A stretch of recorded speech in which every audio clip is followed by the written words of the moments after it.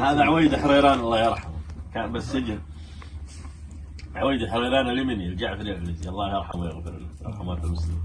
كان بالسجن ومسجون بناء على يعني موضوع عادي، لكن كان بأمر من سلطان بن عبد العزيز الله يرحمه. المهم عندهم لهم عامل سوداني مسؤول عن الأكل، وجاب له الفطور وقال افطر، وكان الله يرحمه ضايق، قال شيل الفطور شيل الفطور.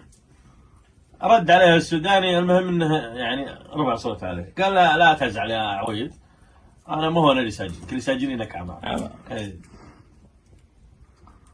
قال بالله تريح واقلب الارض يا زول، لا تزعل اللي ساجنين اعمامه، انا سجين بديرتي وانت مكفول، يا بعد دارك كبير العمامه، رز لحم الصبح تفطر على فول، ولو انت ثور ان شاء الله ما سنامه، انا مشيت الارض بالعرض والطول، وقال قول نفهم من كلامه، والحق لو بس ما يطرح الجو ترميد حيلات رجال محمد.